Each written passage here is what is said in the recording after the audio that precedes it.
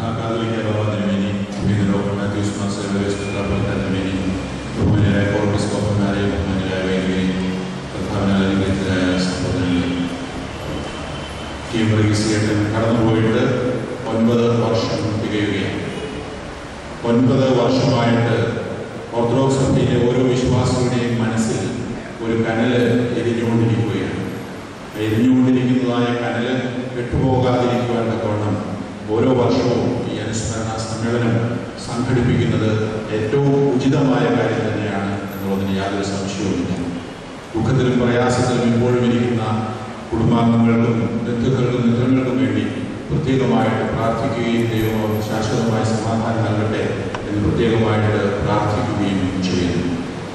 നമുക്ക് വർഗീസിയേട്ടൻ മരിച്ചുപോയി എന്നുള്ള ദുഃഖം പോലെ തന്നെ ഉള്ള ഒരു സംഗതിയാണ് ആ കൊലയാളികളെ നീതിക്കും നിയമത്തിന് മുമ്പിൽ കൊണ്ടുവരുവാൻ ഇതുവരെയും സാധിച്ചിട്ടില്ല എന്നുള്ളത്.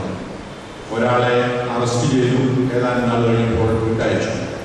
മറ്റൊരാളെ 1-ാം പ്രതിയായി മുദ്രകുത്തി, ഇതുവരെയും അറസ്റ്റ് ചെയ്തിട്ടില്ല. ഒരാളെ ചോദ്യം ചെയ്യണമെന്ന് കോടതി മുഖാന്തരം ആവശ്യമുന്നയിച്ചു, ചോദ്യം ചെയ്തതായി അറിയുന്നു, പക്ഷേ അതിൻ്റെ വിവരങ്ങളൊന്നും ഇതുവരെയും പുറത്തുവിട്ടില്ല. അങ്ങനെ നീതിക്കും ന്യായത്തിനും വേണ്ടി പോരാടിക്കൊണ്ടിരിക്കുന്ന ഓർത്തഡോക്സ് സഭയ്ക്ക് നീതിയും ന്യായവും നിഷേധിക്കപ്പെട്ടുകൊണ്ട് തന്നെയാണ് ഇരിക്കുന്നത്.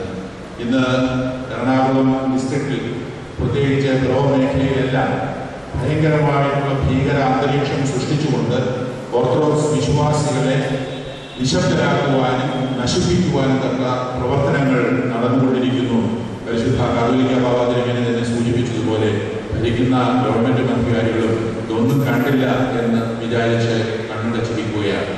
കഴിഞ്ഞ മുമ്പത്തെ ആഴ്ച മാമലശ്ശേരിയിൽ അതിക്രൂരമായ മർദ്ദനത്തിന് ഇരയായി ഒരാളുടെ കണ്ണുപോയോ എന്ന് സംശയമുണ്ട്.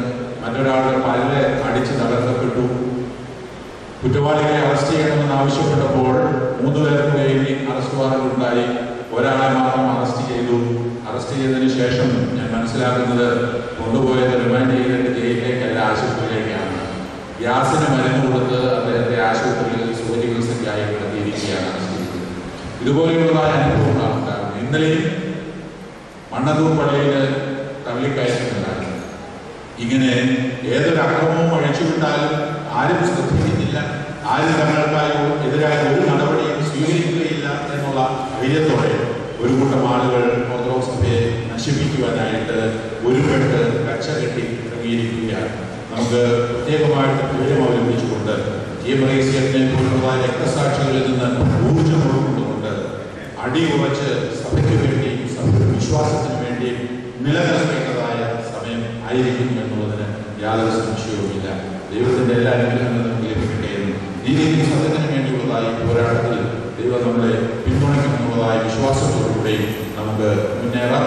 പ്രത്യേകമായിട്ട് അനുശോചനം അറിയിച്ചുകൊണ്ടും പ്രാർത്ഥിച്ചുകൊണ്ടും എൻ്റെ ഒരു നമസ്കാരം.